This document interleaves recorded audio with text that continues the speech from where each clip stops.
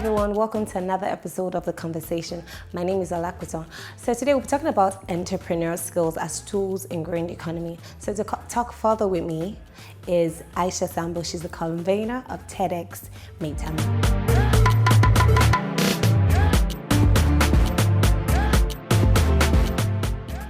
Welcome. Thank you. How are you doing? Thank you so much for coming. So what do you feel is entrepreneurship? So I think entrepreneurship is really that willpower of being able to say, I'm ready to set up my own business. I'm ready to manage my own business. Taking that risk in hope of gaining profits. Oh, that's good. Okay, what about entrepreneurial skills? What are entrepreneurial skills or the examples of entrepreneurial skills? So I believe entrepreneurial skills are the skills that help you achieve the goal of a business.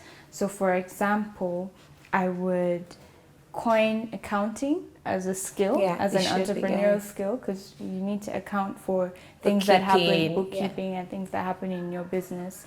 But in a more broad spectrum, and I think speaking to the Nigerian audience, I would say entrepreneurial skills that really the country needs at the moment are those skills that you do with your hands. So for example, carpentry, sewing, these are skills that are really on the rise, I feel, in Nigeria. And if you look at it from an even global perspective, those kind of jobs are becoming obsolete because of technology. But I believe there's still a huge market for people who want to go into skills such as carpentry, sewing, and so on. Okay, that's good. Do you feel creativity can be learned or can be taught or learned as well? That's a good question. So I consider myself a creative person. I don't think anyone taught me how to be creative. I don't think it's something you can teach. It's like a gift? Yes, I think it's something within you. Some people have it, some people don't. It's like how in each and every one of us, we have an introverted and an extroverted side, and one sort of supersedes the other. I think creativity is something that everyone has or can have. But some people just are better at it than others. That's true. Well, also, do you think risk taking can be taught? Because I know in entrepreneurship, you have to be able to take risks. Certain risks. So no, I don't think that's something as well that can be taught. I think it's you just have to dive in. Yes, I feel so. For example, the reason why would someone even take a risk at anything, right? I think you must first of all believe in it. So if you don't believe in something, how are you going to sort of take the risk and give it all? So I think people need to follow passions that resonate with them.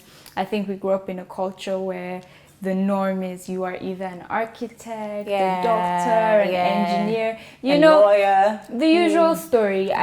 But there's more to life than just those top jobs, if that makes sense. Top professional jobs. I see people in the creative industry doing amazingly these days. I'll give you an example. I used to work at PwC. So I was once a corporate woman. But I loved working at PwC because it gave me that flexibility. It gave me that knowledge that I needed. For example, today I could be working on a mining job. Tomorrow it's like Air Force. I'm like, I don't know anything about these industries. So half of my time is being spent doing research. Which is cool. Which is good because it gave me an understanding of a lot of the industries.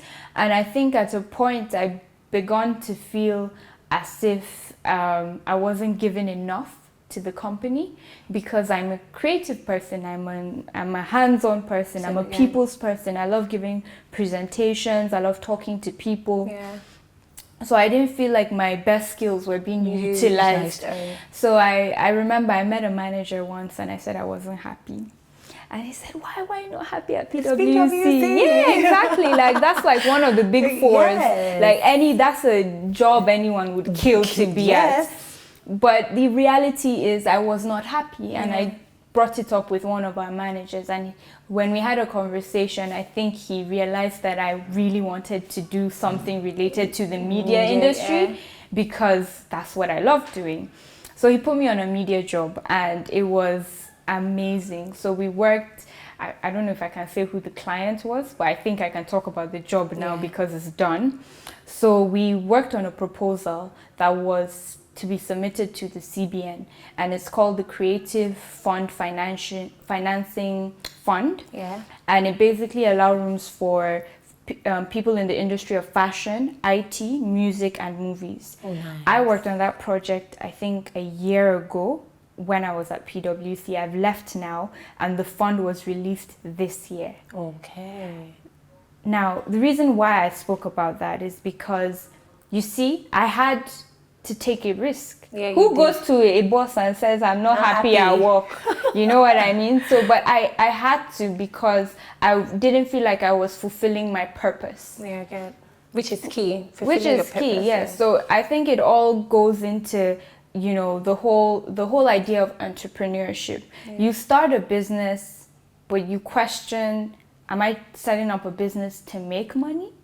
Or am I setting it because I love it? But you know, there are two types of entrepreneurs. We have those that see a need that's not being met. Of course. And, you know, create a business. There are those that they've, you know, looked at all other options and they don't see any way out except to start a business. So, you know, we can't really say, oh, because you created something new and you're doing it to feed your family or to, you know, help out. We can't nullify one, or I don't know how to put it exactly. Yes, but I'm also an advocate for long-term goals. Yeah. If you set up a business simply because you need money right now, and of course I'm not trying to judge anyone who does that. Nigeria is one of the toughest environments to start a business. Yes, very much.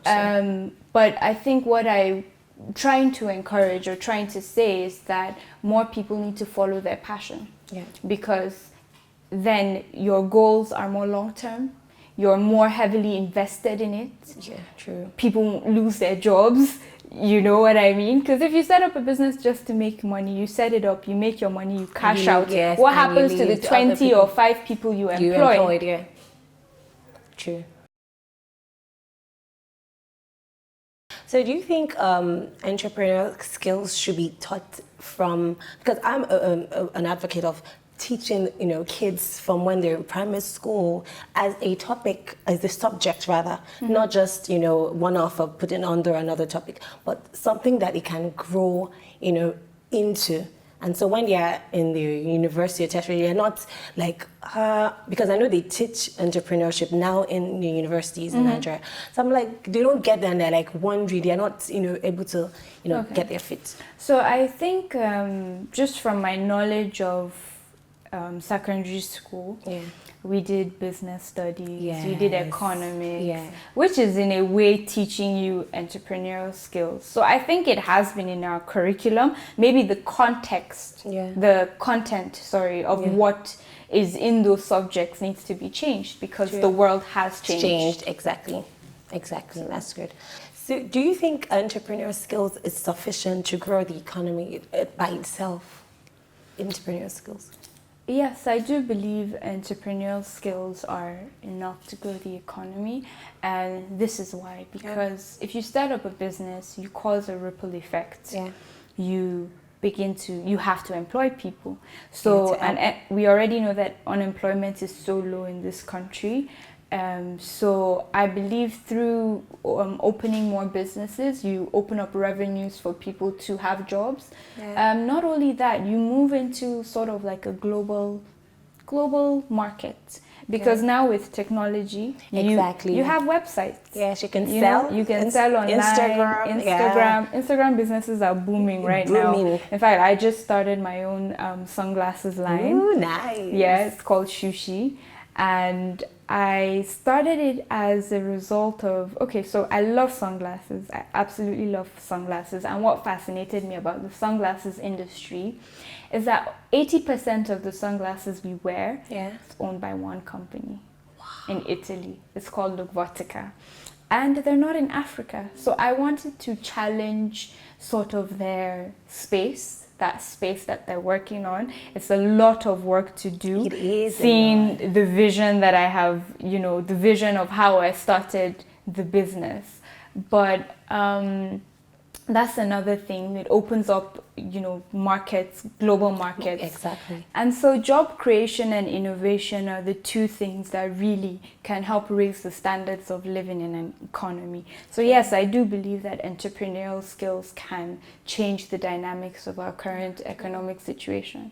Thank you so much, Aisha, for coming. Thank you for having me. So you can follow Aisha at S001801, and you can follow us at Zim's World Media on Instagram, and you can subscribe to our channel on YouTube, Zim's World Media, and you can follow me as well at abonner14. Thank you so much for tuning in and watching. You can drop your comments. Thank you so much, and have a great one.